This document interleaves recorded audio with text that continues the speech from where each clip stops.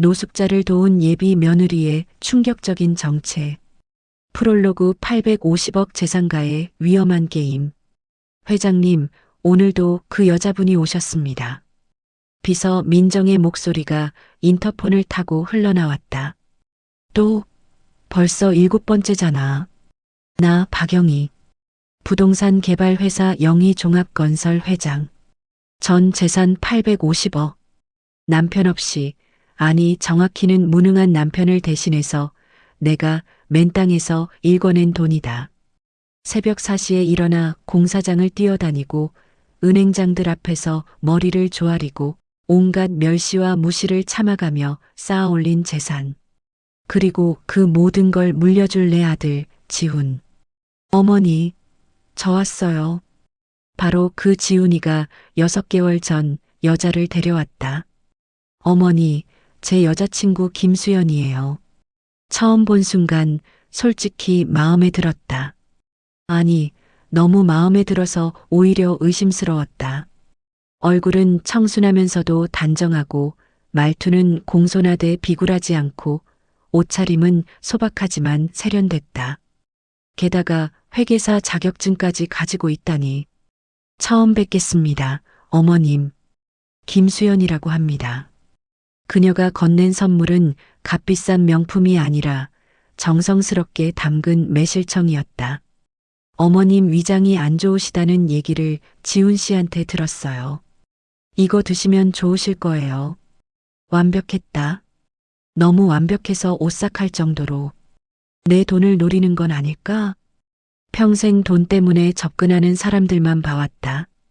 친척들, 친구들, 심지어 남편까지. 모두가 내 돈을 원했다. 저 완벽한 미소 뒤에 진짜 속마음은 뭘까? 밤새도록 고민했다. 그리고 내린 결론. 직접 확인해보자. 그녀의 진짜 얼굴을. 일막치밀한 계획의 시작. 문제는 수연이가 내 얼굴을 안다는 거였다.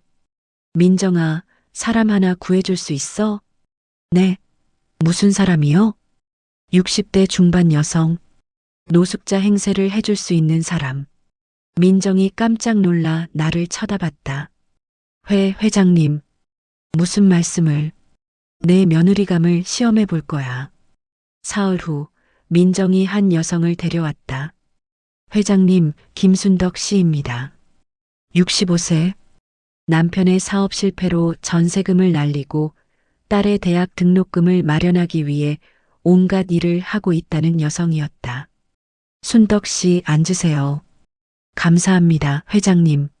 손이 거칠었다. 청소 일을 하고 있다고 했다. 일주일만 일해주시면 됩니다. 조건은 간단해요. 나는 한빛회계법인 앞 사진을 꺼내 보였다. 매일 오후 5시 30분부터 7시까지 이 건물 앞 화단에 앉아 계세요. 낡은 옷을 입고 노숙자처럼 보이게요. 그게 다인가요? 네. 그리고 혹시 젊은 여자가 다가와서 뭔가를 준다면 그걸 다 기록해 주세요. 사진도 찍어 주시고요. 대화 내용도 최대한 자세히 메모해 주시면 됩니다. 대가는 일주일에 200만 원. 현금으로 드리죠. 순덕 씨의 눈이 커졌다. 200만 원이요? 네. 그리고 이건 계약금이에요. 나는 봉투를 내밀었다. 50만 원. 순덕 씨가 떨리는 손으로 봉투를 받았다. 그런데 회장님, 왜 이런 걸 하시는 거예요? 나는 창밖을 바라보며 말했다. 내 아들의 여자가 진짜 어떤 사람인지 알고 싶어서요. 850억 재산가의 며느리 자리가 아니라 그냥 길거리의 노숙자 앞에서는 어떤 모습일까 궁금해서요. 이막 관찰 시작 마이너스 그녀의 진짜 얼굴. 첫째 날 마이너스 월요일. 오후 6시 15분. 순덕 씨에게서 첫 문자가 왔다. 회장님, 그 여자분이 나타났습니다. 나는 긴장한 채 답장을 기다렸다. 오후 6시 47분. 회장님, 김수연이라는 분이 맞는 것 같아요. 제게 따뜻한 두유 하나 사주고 갔어요. 그리고 자기가 입고 있던 카디건을 덮어주고요. 사진이 함께 왔다. 수연이 허리를 굽혀 순덕 씨에게 카디건을 덮어주는 모습이었다. 연기일 수도 있어. 회사 동료들이 보고 있었을지도 몰라. 나는 스스로를 다독였다. 둘째 날 마이너스 화요일. 회장님, 오늘은 김밥 한 줄을 사오셨어요. 그리고 제 옆에 앉아서 같이 드시더라고요. 뭐라고? 네. 본인도 김밥 한 줄 사서 제 옆에 앉아서 같이 먹자고 하시더라고요. 그러면서 이런저런 얘기를 하시더라고요. 무슨 얘기? 회사 동료 얘기, 날씨 얘기. 그냥 평범한 일상 얘기요. 근데 회장님, 이상한 건요. 뭐가? 그 수연 씨, 김밥을 잘 못 드시더라고요. 자꾸 제 눈치를 보면서 천천히 드시는 거예요. 마치 제가 더 먹을 수 있게 배려하는 것 같았어요. 내 심장이 이상하게 뛰었다. 셋째 날 마이너스 수요일. 회장님, 순덕 씨의 목소리가 흥분되어 있었다. 오늘은 죽을 가져오셨어요. 보온병에 담아서요. 죽? 네. 아침에 직접 쑤셨대요. 호박죽인데 소화도 잘 되고 영양도 좋다면서. 회장님, 저 평생 이렇게 맛있는 죽은 처음 먹어봤어요. 순덕 씨의 목소리가 떨렸다. 그리고 수연 씨가 그러더라고요. 어머니, 어디 편찮으신 곳은 없으세요? 혹시 병원 가실 일 있으면 말씀하세요. 제가 모셔다 드릴게요라고. 회장님, 이거 진짜 연기 같지가 않아요. 나는 대답하지 못했다. 넷째 날 마이너스 목요일. 이날은 문자가 아니라 전화가 왔다. 회장님, 저 이거 계속해도 되는 건가요? 순덕 씨의 목소리가 떨리고 있었다. 무슨 일이에요? 오늘 수연 씨가 제 손을 잡고 한참을 우시더라고요. 왜요? 제가 딸 얘기를 했거든요. 대학생인 딸이 등록금 때문에 아르바이트를 3개나 한다고.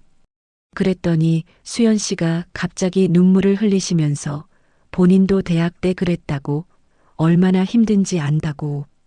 순덕 씨가 흐느꼈다. 그러면서 당장 내일 본인 회사로 오래요. 회계 관련 자격증 공부 교재랑 인강 추천해 주시고 딸한테 알바 자리도 소개해 주신대요. 본인 회사 아니고 조건 더 좋은 대로. 나는 할 말을 잃었다. 다섯째 날 마이너스 금요일 운명의 날. 이날은 비가 왔다. 오후 6시 순덕 씨에게서 급한 전화가 왔다. 회장님, 큰일 났어요. 왜요? 무슨 일이에요? 수연 씨가. 순덕 씨의 목소리가 울먹이고 있었다. 저한테 우산을 주고 갔어요. 본인은 겉옷으로 머리를 가리고 뛰어가면서요. 뭐라고요? 그것뿐만이 아니에요. 제 손에 이걸 쥐어주고 갔어요. 사진이 왔다. 젖은 5만 원권 지폐 한 장. 어머니, 제발 오늘은 이거로 찜질방 가세요. 비 맞으면 감기 걸려요. 제발요, 제발. 이라고 하면서 우시더라고요. 회장님, 저 이거 받아도 되는 건가요? 너무 죄송해서. 나는 그 자리에서 눈물이 터져버렸다. 여섯째 날 마이너스 토요일. 회장님, 오늘 수연 씨 안 오셨어요. 왠지 모를 불안감이 엄습했다. 혹시 무슨 일이라도? 일곱째 날 마이너스 일요일 폭탄 투하. 회장님, 수연 씨 오셨어요. 그런데 뭐예요? 완전히 지쳐 보이세요. 눈 밑에 다크서클이 심하고 걸음걸이도 힘들어 보이고, 그리고 큰 쇼핑백을 들고 오셨어요. 뭐가 들었는데요? 옷이요. 새 옷이에요.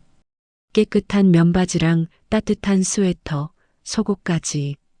그리고 세면도구 세트, 찜질방 일주일 이용권. 순덕 씨가 흐느끼기 시작했다. 그리고 수연 씨가 그러시더라고요. 어머니, 어제 못 온 건 이거 사느라 아르바이트를 더 했어요. 미안해요. 진작 못 사드려서 미안해요. 라고. 아르바이트를? 네. 편의점에서 밤샘 알바를 했대요. 그래서 얼굴이 저렇게 된 거래요. 회장님, 순덕 씨의 목소리가 떨렸다. 저 이거 계속하면 안 될 것 같아요. 너무 죄책감이 들어요. 저 사람은 진짜예요. 진짜 착한 사람이에요. 나는 그날 밤새 울었다. 그리고 결심했다. 내가 잘못했구나. 산막 운명의 상견례. 2주 후 강남의 고급 레스토랑. 조선시대 왕족들이 먹던 음식을 재현한다는 코스 요리 1인당 50만 원짜리 한정식 레스토랑이었다. 어머니, 제 여자친구 김수연입니다. 수연이가 고개를 숙여 인사했다. 처음 뵙겠습니다, 어머님. 김수연입니다. 하지만 그녀의 손은 미세하게 떨리고 있었다. 그리고 화장으로 가리려 했지만 눈 밑에 다크서클이 여전히 짙게 남아 있었다. 역시 순덕 씨 말이 맞았구나. 수연의 부모님도 오셨다. 소박하지만 단정한 옷차림의 부부였다. 처음 뵙겠습니다. 수연이 아버지 김성철입니다. 수연이 어머니 이미숙이에요. 저희 딸이 귀한 곳에. 아닙니다. 오히려 저희 아들이 복을 받았죠. 식사가 시작되었다. 하지만 나는 음식이 목으로 넘어가지 않았다. 어떻게 말해야 할까? 어떻게 사과해야 할까? 수연 씨, 내가 조심스럽게 입을 열었다. 혹시 요즘 힘든 일이 있나요? 안색이 많이 안 좋아 보이는데. 수연이 깜짝 놀라며 손사래를 쳤다. 아니에요. 괜찮습니다. 그냥 요즘 일이 좀 많아서요. 지훈이가 걱정스럽게 끼어들었다. 수연아, 너 대체 요즘 뭐 하는 거야? 주말에도 못 만나고 전화하면 맨날 밖에 있고. 혹시 내가 모르는 다른 일이라도 하니? 아니야. 그냥. 바로 그 순간 나는 민정에게 신호를 보냈다. 룸문이 열리고 한 여성이 들어왔다. 깨끗하게 차려입은 김순덕 씨였다. 어머니? 수연의 얼굴이 새하얗게 질렸다. 어머니, 여기 왜? 그동안 어디 계셨어요? 제가 드린 찜질방 이용권은 쓰셨어요? 제가 사드린 옷은요? 맞으셨어요? 수연이 자리에서 벌떡 일어나 순덕 씨에게 달려갔다. 순덕 씨가 당황해하며 나를 쳐다봤다. 나는 천천히 입을 열었다. 수연 씨, 앉으세요. 네. 이분은 내가 고용한 분입니다. 순간 식탁이 얼어붙었다. 무슨 말씀이세요? 2주 동안 이순덕 씨에게 노숙자 행세를 부탁했어요. 당신을 시험하기 위해서요. 수연의 얼굴에서 핏기가 완전히 가셨다. 시험? 이요? 네. 내 아들의 배경과 재산이 아니라 아들 그 자체를 사랑하는지 확인하고 싶었어요. 그래서 아무것도 없는 노숙자 앞에서 당신의 진심을 보고 싶었습니다. 지훈이가 충격받은 표정으로 나를 쳐다봤다. 엄마가 대체 무슨 짓을? 사막 뜨거운 일침. 그런데 예상과 달리 수연이 울지 않았다. 아니, 오히려 그녀가 천천히 자리에서 일어났다. 그리고 나를 똑바로 쳐다봤다. 눈물이 아니었다. 그녀의 눈에는 차갑고 서늘하고 단호한 빛이 서려 있었다. 어머님, 수연의 목소리가 낮게 깔렸다. 실망입니다. 라고? 분위기가 싸늘하게 얼어붙었다. 저를 시험하셨다고요? 사람을 고용해서 연극을 시키셨다고요? 수연의 목소리는 떨리고 있었지만 그 떨림은 슬픔이 아니라 분노였다. 어머님, 제가 뭘 잘못했나요? 제가 뭘 어떻게 했길래 어머님은 저를 그렇게 믿지 못하셨나요? 그게 아니라고요? 수연이 한 발 다가왔다. 어머님은 저를 시험하셨을지 모르지만 저에게 그분은 진짜였어요. 수연이 순떡 씨를 가리켰다. 진짜로 추위에 떨고 계신, 진짜로 도움이 필요한, 진짜로 힘들어 하시는 어르신이었다고요. 수연아, 어머님은 850억이 있으시잖아요.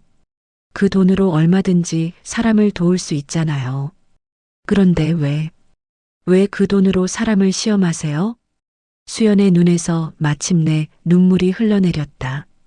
저는요, 어머님, 지난 2주 동안 아르바이트를 3개나 더 했어요. 뭐, 편의점 야간 알바, 새벽 청소, 주말 주방 보조. 왜 그랬는지 아세요? 수연이 가방에서 백화점 쇼핑백을 꺼냈다. 그 어르신께 제대로 된 겨울 외투를 사드리고 싶어서요. 명품은 아니지만 그래도 따뜻한 거요. 제 3개월치 월급이에요, 이거. 방안이 고요해졌다. 오늘 상견례 끝나고 드리려고 했어요. 그런데 수연의 목소리가 떨렸다. 그게 다 거짓말이었다니. 그녀가 무릎을 꿇었다. 저는 진짜로 걱정했는데 밤에 잠도 못 잤어요. 혹시 그 어머니가 아프시면 어쩌나, 추우면 어쩌나, 밥은 드셨나? 수연이 바닥을 치며 울기 시작했다. 그리고 순떡 씨도 주저앉아 함께 울었다. 하지만 수연은 울면서도 말을 이어갔다. 어머님, 저는 어머님이 부자신 건 상관없어요. 지훈 씨가 재벌이든 뭐든 상관없어요. 저는 그냥 지훈 씨가 좋았어요. 그녀가 고개를 들어 나를 쳐다봤다. 하지만 어머님, 사람 마음을 시험하려고 하신 건 좋은 일이 아니에요. 순간 내 심장이 멈춘 것 같았다. 사람은 시험하는 게 아니에요. 의심하는 게 아니에요. 수연의 목소리가 점점 커졌다. 어머님이 평생 사람들한테 상처받으셨다는 거 저도 알아요. 지훈 씨한테 들었어요. 돈 때문에 접근하는 사람들, 배신하는 사람들. 많이 힘드셨죠? 하지만 그렇다고 해서 모든 사람을 의심하시면 안 돼요. 그렇게 사시면 어머님은 평생 외로우세요. 평생 사람을 믿지 못하고 사세요. 수연이 일어나 내 앞으로 걸어왔다. 앞으로는 시험하지 마세요. 의심하지 마세요. 그녀가 내 손을 잡았다. 저를 믿어주세요. 지훈 씨를 믿어주세요. 그리고 사람을 믿어주세요. 수연아, 약속해주세요, 어머님. 다시는 이런 일 없다고. 나는 그 자리에서 무너져 내렸다. 오막 진짜 사과. 미안하다. 미안해. 내가 수연의 손을 꽉 잡았다. 내 말이 맞아. 전부 내 잘못이야. 눈물이 멈추지 않았다. 나는 평생 돈 때문에 사람들한테 이용만 당했어. 친척들은 돈 빌려달라고 했고, 친구들은 사업하자고 꼬셨고, 심지어 내 남편도, 지훈이 아빠도 결국엔 내 돈만 쓰고 바람 피우고 떠났어. 어머님, 그래서 나는 모든 사람이 다 그런 줄 알았어. 특히 내 아들에게 접근하는 여자들은 전부 돈을 노리는 줄 알았지. 나는 수연을 똑바로 쳐다봤다. 하지만 내 말이 맞아. 그렇다고 사람을 시험하는 건 잘못된 거야. 순덕 씨에게도 고개를 숙였다. 순덕 씨, 정말 미안해요. 당신을 도구처럼 이용했어요. 용서해 주세요. 순덕 씨가 손사래를 쳤다. 아니에요, 회장님. 저는 오히려 아니에요. 내가 순덕 씨의 손을 잡았다. 당신도 힘든 상황인데 내가 더 이용한 거예요. 정말 미안해요. 그리고 수연에게 다시 고개를 숙였다. 수연아, 내가 약속할게. 다시는 사람을 시험하지 않을게. 의심하지 않을게. 특히 너를, 내 며느리를 믿을게. 어머님, 그리고 내가 반성할게. 진짜로. 내가 얼마나 오만했는지, 얼마나 잘못 살았는지 깨달았어. 나는 수연을 꽉 안아주었다. 넌 우리 지훈이가 평생 만날 수 있는 가장 큰 축복이야. 아니, 나한테도 축복이야. 내가 내 며느리가 되어준다면. 목이 메어 더 이상 말을 잇지 못했다. 수연이 내 품에서 한참을 울었다. 그때였다. 엄마. 지훈이가 다가왔다. 그리고 활짝 웃으며 말했다. 엄마, 내가 며느리감 잘 데려왔지? 순간 모두가 지훈을 쳐다봤다. 뭐? 엄마가 평생 만나고 싶어 하던 따뜻한 사람이잖아. 수연이는. 엄마한테 진짜 필요한 사람. 지훈이가 어색하게 웃었다. 물론 이렇게 시험하실 줄은 몰랐지만 그래도 결과적으로 엄마가 깨달으신 거잖아요. 수연이가 얼마나 좋은 사람인지. 이 녀석이. 그치, 엄마. 내가 잘했지? 지훈이가 장난스럽게 엄지를 치켜들었다. 그 모습에 모두가 웃음을 터뜨렸다. 울다가 웃고 웃다가 또 울고. 그렇게 우리는 한참을 함께 울고 웃었다. 육막 새로운 시작. 식사가 끝난 후 나는 순덕 씨를 따로 불렀다. 순덕 씨, 정말 미안했어요. 아니에요, 회장님. 아니에요. 그리고 앞으로 회장님이라고 부르지 마세요. 그냥 영이라고 불러요. 어떻게 제가. 그리고 이거. 나는 봉투를 건넸다. 약속한 200만 원입니다. 그리고 또 다른 봉투를 꺼냈다. 이건 제 개인적인 사과의 표시예요. 이건 너무 많아요. 아니에요. 당신 딸 대학 등록금. 이잖아요. 그리고 나는 또 다른 서류를 꺼냈다. 우리 회사 격리부에 자리 하나 있어요. 조건 괜찮아요. 관심 있으세요? 네. 저를요? 수연이가 추천했어요. 순덕 씨가 원래 회계 업무 경험이 있다고 들었어요. 그리고 수연이가 가르쳐 준다고 했어요. 순덕 씨의 눈에서 눈물이 흘러내렸다. 감사합니다. 정말 감사합니다. 우리는 서로를 꼭 안아주었다. 그리고 수연과 지훈에게 돌아갔다. 수연아. 네, 어머님. 우리 집에 와서 살래? 아니면 신혼집을 따로 구해줄까? 수연이 놀라 나를 쳐다봤다. 아직 결혼도 안 했는데요? 그럼 빨리 해야지. 내년 봄에 할까? 아니면 가을? 어머님. 지훈이가 부끄러워하며 수연의 손을 잡았다. 엄마가 좋아하시는데 어떡해? 우리 내년 봄에 하자. 오빠. 응. 그리고 신혼집은 엄마가 사주신다니까 우리 행복하게 살자. 수연이 눈물을 글썽이며 고개를 끄덕였다. 그 모습을 보며 나는 깨달았다.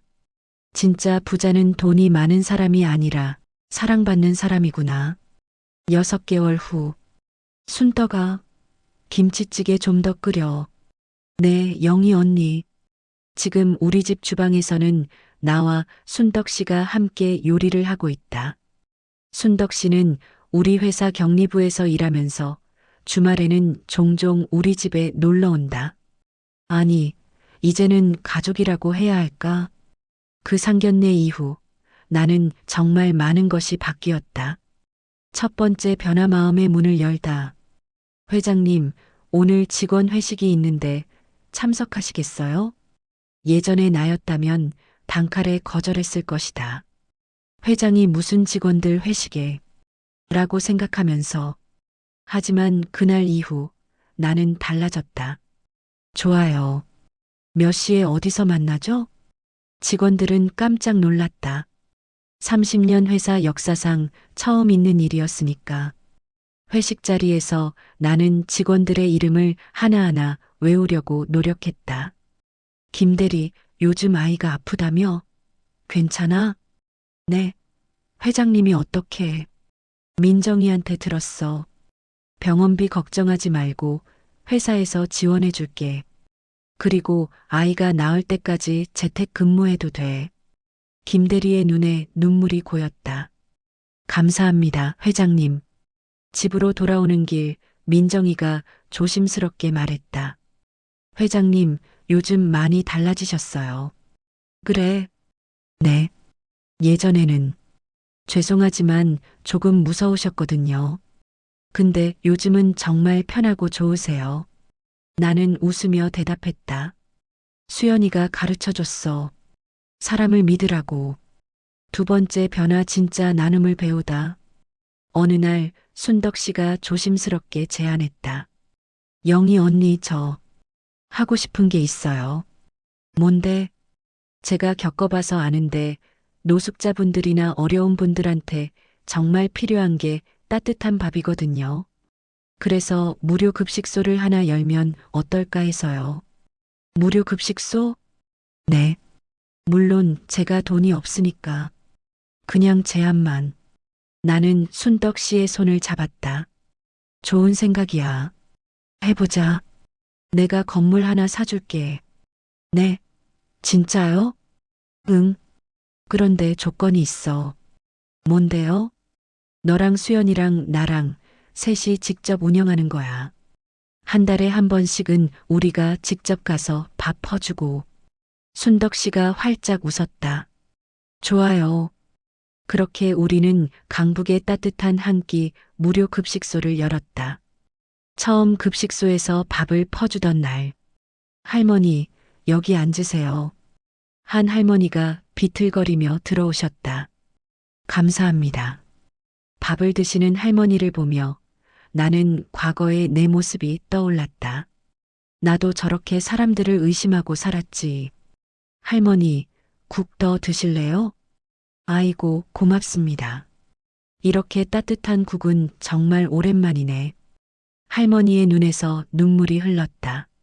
나도 모르게 눈시울이 붉어졌다. 수연이가 내 어깨를 토닥였다. 어머님, 기분 좋으시죠? 응. 이게 진짜 나눔이구나. 세 번째 변화 결혼식 날의 놀라운 선물. 드디어 수연과 지훈의 결혼식 날. 롯데호텔 크리스탈 볼룸.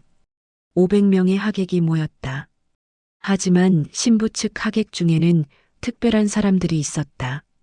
따뜻한 한 끼 급식소에서 만난 노숙자분들이었다.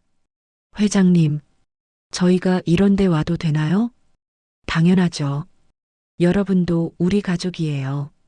깨끗하게 옷을 차려입은 그분들이 객석에 앉았다.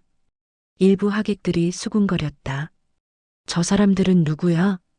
글쎄, 신부 측 친척인가? 그때 사회자가 마이크를 잡았다. 신부 입장하겠습니다. 음악이 흐르고 문이 열렸다. 웨딩드레스를 입은 수연이 아버지 손을 잡고 들어왔다. 아름다웠다. 하지만 더 아름다운 건 그녀의 미소였다. 순수하고 따뜻한 미소. 신랑 신부 맞절하겠습니다. 지훈과 수연이 서로를 향해 절을 했다. 그리고 부모님께 큰 절을 올렸다. 내가 수연을 일으켜 세우며 속삭였다. 고마워, 우리 딸. 내가 나를 구원해줘서. 어머님, 저야말로 감사해요. 수연이 내 손을 꼭 잡았다. 그리고 어머님이 저를 시험하시는 마음도 이해했어요. 아들을 사랑하는 마음이니까. 나는 그 자리에서 울음을 터뜨렸다. 그리고 어머님, 수연이 내 앞으로 걸어왔다. 어머님이 저한테 준비하신 강남 아파트랑 회사 지분. 그거 다 안 받을래요. 뭐? 대신 그 돈으로 무료 급식소 3곳 더 열어주세요. 그리고 노숙자분들 자립할 수 있게 직업훈련 프로그램도 만들어주세요. 객석에서 박수가 터져 나왔다. 그게 제가 어머님께 드리고 싶은 진짜 선물이에요. 어머님이 더 많은 사람들을 사랑하실 수 있게. 나는 수연을 꼭 안아주었다. 고마워. 정말 고마워. 네 번째 변화 1년 후. 결혼 1년 후. 으아앙. 아기 울음소리가 집안을 가득 채웠다. 우리 손주 할머니 왔다. 나는 손주를 안고 행복한 미소를 지었다. 이름은 온유. 온화하고 따뜻한 사람이 되라는 뜻이다. 어머님, 온유 배고픈가 봐요. 그래, 우리 딸 수고했어. 수연에게 아기를 건네주며 나는 거실로 나왔다. 거실에는 순덕 씨와 지혜, 그리고 민정까지 모여 있었다. 영희 언니 축하해요. 고마워, 순덕아. 할머니, 저도 애기 안아봐도 돼요? 그럼 우리 지혜. 이리 와. 그때 지훈이가 샴페인을 들고 왔다. 자, 모두 축배를 들어요. 건배. 모두가 잔을 부딪혔다. 그리고 엄마. 응? 엄마, 제가 며느리감 잘 데려왔죠? 지훈이가 장난스럽게 웃었다. 그럼 내가 이 엄마 인생에서 한 최고의 일이야. 에이, 부끄러워라. 우리는 모두 웃었다. 웃음소리가 집안 가득 울려 퍼졌다. 예전에 냉랭하고 조용했던 집이 아니다. 이제 이 집은 웃음과 사랑으로 가득하다.